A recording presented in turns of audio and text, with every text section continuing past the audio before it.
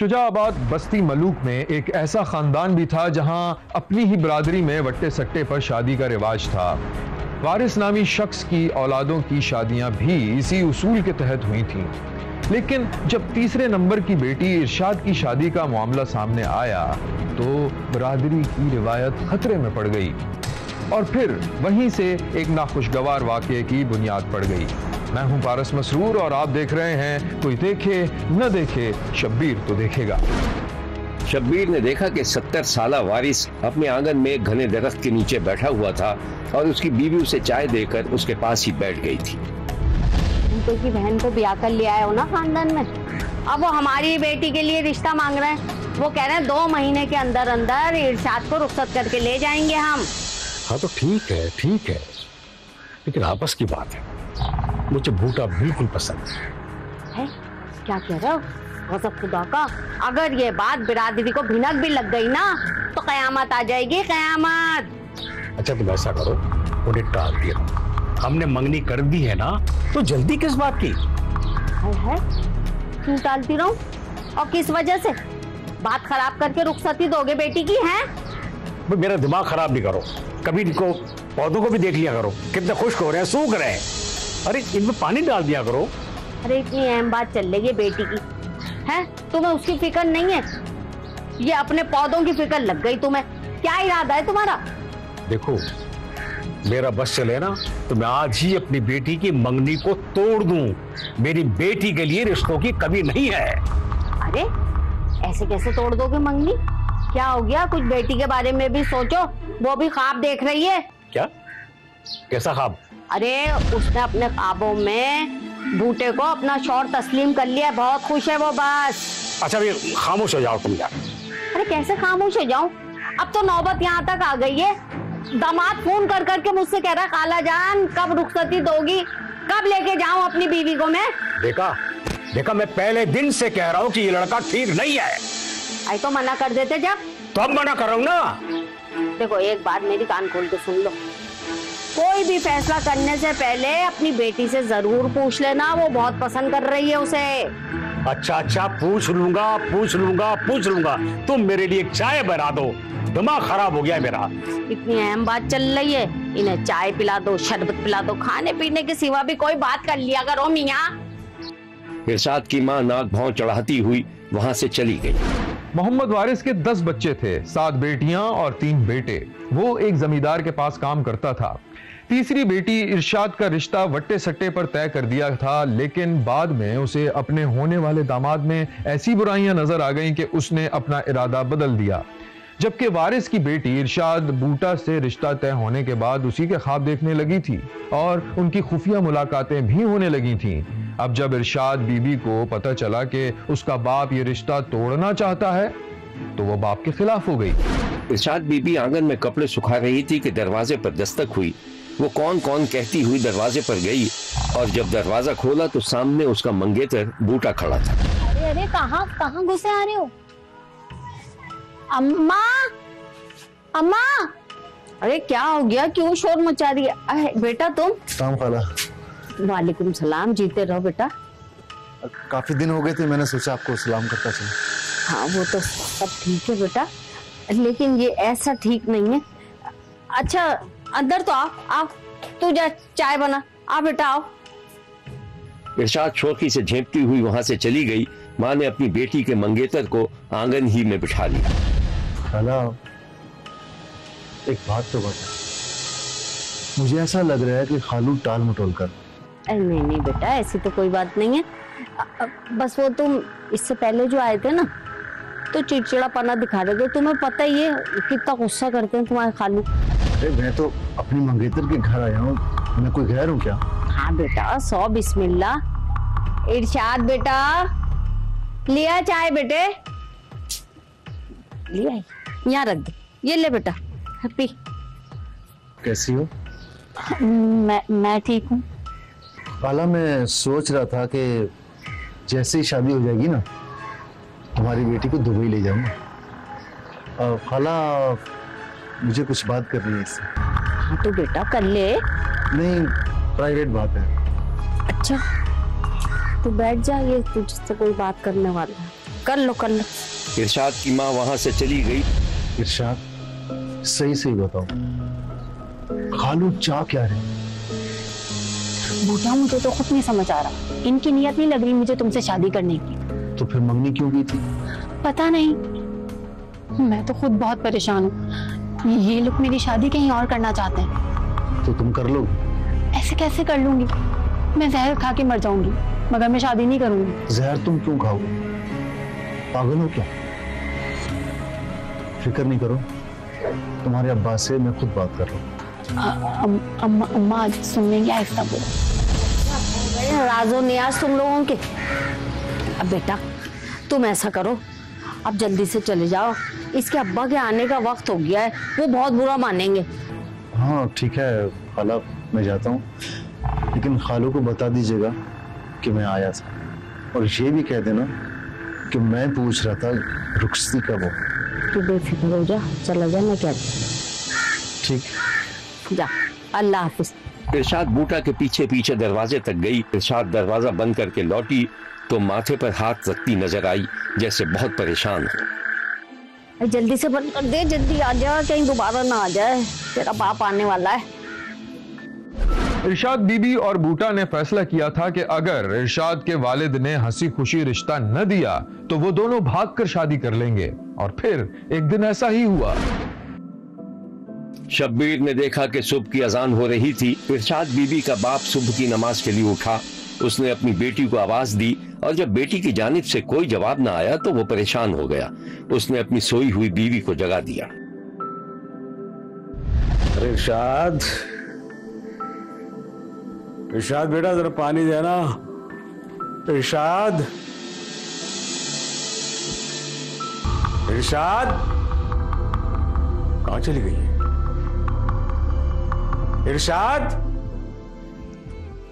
अरे सुनो, उठो उठो। इरशाद, इरशाद कहां है? इरशाद की आवाज नहीं आ रही है, मैं उसको आवाज दे रहा हूं। देखो जरा, देखो। अरे क्या हो गया? अपने कमरे में होगी, कहाँ जाएगी? जाके देखे जरा उसे। अरे खाम खाम के वहम पाल लो, मैं अभी देख के आती हूँ, रुको। इरशाद, इरशाद, इरशाद, इरशाद, इरशाद, हाय हाय, पूरे घर में नहीं है, कहाँ चली गई? क्या हुआ? अरे भाई, ना तो वो अपने कमरे में, ना सहन में, पूरा घर देख लिया मैंने, कहाँ चली गई मेरी बच्ची? सब जगह देख लिया? हाँ। यकीनन बूटा भगा कर ले गया होगा, और अगर ऐसा हुआ तो मैं उसे जान से मार दूंगा। दिमाग खराब हो गया क्या? बूटा क्यों भगा के लेके जाएगा? मैं देखता हूँ, और वाकई अगर वो ले गया तो देखना मैं क्या करता उसके साथ। अरे अरे कहाँ जा रहे हो? रुक जाओ, अरे सुन भी लो। इरशाद का बाप गुस्से में घर से बाहर निकल गया। जरा कहाँ निकल गया ये आदमी? अल्लाह रहम करे, दिलशाद तुझे अल्लाह पूछे। यहाँ लेते हैं एक छोटा सा ब्रेक। कहीं जाइएगा नहीं, हमारे साथ रहिएगा, क्योंकि कोई देखे न देखे, शब्बीर तो देखेगा। इरशाद बीबी ने बूटे से खुफिया शादी कर ली थी और इरशाद का बाप बूटा से मजीद नफरत करने लगा था। 6 साल तक बाप ने बेटी का मुंह तक नहीं देखा। इसी दौरान इरशाद बीबी के हाथ 3 बच्चे भी हो गए थे और सबसे छोटे बच्चे की उम्र अब सिर्फ 2 माह थी। एक दिन शब्बीर ने देखा कि इरशाद बीबी का बाप आंगन में उदास बैठा था। उसे अपनी बेटी याद आ रही थी और उसकी बीवी उसे समझा रही थी। 6 साल गुजर गए, पता नहीं मेरी बेटी किस हाल में। आए अल्लाह का लाख लाख शुक्र है, बेटी तुम्हारी बिल्कुल खैरियत से है। कभी कभी फोन आता है उसका मेरे पास, तुम्हें भी बहुत याद करती है। अरे उससे कहो आ जाए, आ जाए, उसका बाप मिलने के लिए तड़प रहा है। एक दफा आ जाए, फिर देखता हूं बूटा का बाप भी उसे कैसे ले आ सकता है। अरे क्या हो गया? गुस्से को कम कर लो, अब वो बाल बच्चे वाली हो गई है, इतना गुस्सा ठीक नहीं है। उधर शब्बीर ने देखा कि बूटा और इरशाद बीबी के दरमियान झगड़ा हो रहा था। इरशाद, मैंने तुमसे शादी इसलिए की थी कि अच्छे बुरे वक्त में तुम मेरा साथ दोगे। थोड़ा सा वक्त क्या खराब हुआ, हाथ क्या तंग हुआ, तुमने तो नजरें फेर। तो क्या मैं बच्चों को भूखा मार दूं? और तुमने मुझसे कौन सी वफा की है? तुम्हारी जिंदगी में तो बहुत सारी औरतें हैं ना। तो छोड़ दो मुझे। छोड़ देती हूँ, भाड़ में जाओ तुम। मैं भी देखता हूँ छोड़ कर दिखाओ मुझे। घर से एक कदम भी बाहर निकाला ना तो तुम्हारी टांगे तोड़ दूंगा मैं अभी अपने अब्बा को कॉल करती हूँ और कहती हूँ मुझे आके ले जाए यहाँ से। करो करो कॉल, वो तुम्हें मुंह भी नहीं लगाएंगे और तुम्हारा अब कोई ठिकाना भी नहीं है। ना हो मेरा ठिकाना तुम्हारी बला से। अभी करती हूँ मैं बात। अभी करती हूँ बात। कर बात, मैं भी देखता हूँ। इरशाद का शौहर बीवी को झिड़क कर घर से बाहर निकल गया और इरशाद ने अपने बाप को फोन मिला दिया। इरशाद बीबी का बाप पहले से अपने दामाद को पसंद नहीं करता था। 6 साल बाद जब बेटी ने राब्ता किया तो बाप का दिल पिघल गया और उसने अपनी बेटी को बच्चों समेत घर बुला लिया, जिसके बाद बूटा ने कयामत कर दी और रोज ससुराल का चक्कर लगाने लगा। आज भी बारिश होने वाली, अल्लाह रहम करे। खैर, शब्बीर ने देखा कि बूटा बगैर दस्तक दिए ससुराल में घुस आया और ससुर से उसका सामना हो गया। तुम यहाँ क्यों आए हो? खालू जी, इरशाद को लेने आए, अपनी बीवी को लेने आए हम। अब वो यहां से नहीं जाएगी, जो करना है कर लो। एक तो मेरी बेटी को भगाकर उसके साथ शादी की और 6 बरस तक उस पर जुल्म करते रहे। अब कहते हो कि मैं अपनी बीवी को लेने आया हूं, वो नहीं जाएगी, तुम जा सकते हो। खालू इतना गुस्सा मत करो, आप अपनी बेटी से पूछ लो, कितने आराम से रखा हो उसे मैंने।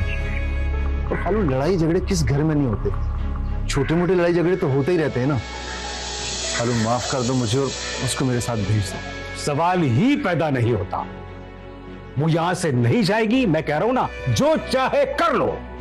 देखो खालू, अब तक तो मैं तुम्हारा लिहाज कर रहा था, अब मैं देखता हूं कि मुझे कौन रोकता है। बूटा अंदर कमरे में जाने लगा तो ससुर ने उसे दबोच दिया। इधर आओ, निकल जाओ यहां से, वरना पूरे मोहल्ले को जमा कर लूंगा। निकलो। ठीक है, मगर याद रखना खालू जी, अच्छा नहीं किया मेरे साथ, अच्छा नहीं किया। अच्छा होगा भी नहीं। चलो। इरशाद के शौहर ने एड़ी चोटी का जोर लगा लिया था, मगर न तो इरशाद जाने पर रजामंद थी और न ही उसका बाप। इरशाद का बाप रोज रोज के झगड़ों से परेशान हो गया था। उसने बेटी की वापसी को अना का मसला बना लिया था और फिर एक दिन इरशाद के बाप ने एक खौफनाक फैसला किया। अपनी बेटी, एक नवासे और 2 नवासों को कत्ल कर दिया। अब गर्दन काट दी, तुझे तड़पी हो सी, हाड़ करेंदी रही हो सी, मिनता करेंदी रही हो सी, बाबा जी मैं को नहीं मारो, बाबा जी मैं को नहीं मारो। बाप दे जान झिका गाल फड़ी आई, मेरी धी मैं को तलाक नहीं घेन देंदी, मेरी धी घर वसना चाहती है, घर वसावना चाहती। सर जी वो घर वसावना चाहती आई, उन्हें निके निके बच्चियां मैं भी सर जी मनावना चाहता हूं को, मैं भी खुश रखना चाहता। खुश है तो वो बेदर्दी नाल अपने बच्चों को खुआ बैठी, आप भी बेदर्दी नाल कुश्ती गई। सर जी हम साहब को बस इंसाफ मिलना चाहिए। वजह ये है कि मोहम्मद बूटा था ना, जो वो नशेई था, हमारे मशीरा को मारता था, कूदता था और घर पहुंचा जाता था। ये उसका तमाशे में दूसरे तीसरे पहुंचा जाता था। मेरे अब्बू को उसने धमकी भी लगाई है कि मैंने एक से 3 बच्चे कहीं पैदा किए तो मैं दूसरे से भी कर सकता हूँ। इसी वजह से मेरे पिता ने परेशानी में आके हमारे मशीरा को, यानी कि जो उसकी बेगम थी, उसको कत्ल कर दिया। उसके दामाद के जी कुछ हमें पता चला क्योंकि हम इसी इलाके के हैं, मकामी जिम्मेदार हैं, तो कुछ उसके भी अपना किरदार मशकूक है और वारिस के किरदार जो है, इससे पहले तो ऐसा कोई किरदार नहीं था, लेकिन उसको इतना जिच किया गया, उसने इस हद तक इंतहाई कदम उठाया है। इसके ऊपर भी एक्चुअली इसके ऊपर भी जो है ना तहकीक होनी चाहिए कि इस वारिस को इस नहज पे लेके आए कैसे हैं।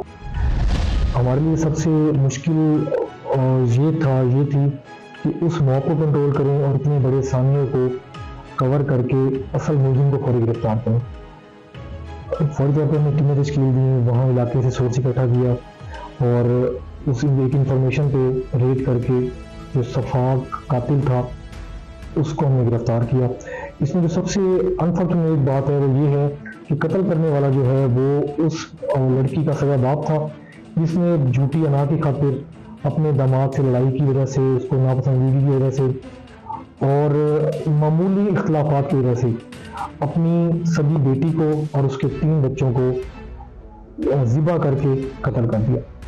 उसके बाद लाशों को मुंतकिल किया गया अस्पताल में पोस्टमार्टम के लिए, पोस्टमार्टम कराया गया उसके बाद FIR दर्ज की गई और मुलजिम को गिरफ्तार करके आले कत्ल बरामद किया गया।